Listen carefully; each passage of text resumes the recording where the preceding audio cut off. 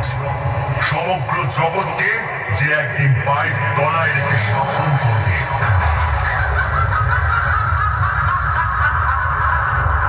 দুষ্ট, তোর ইচ্ছে কখনো পূরণ হবে না।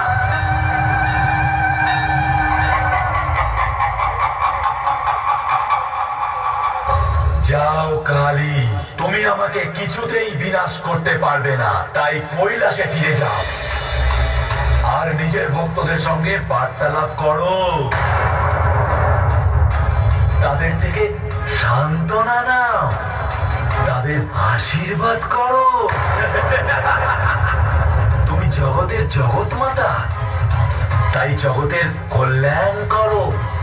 প্রকৃতি হলে যাও,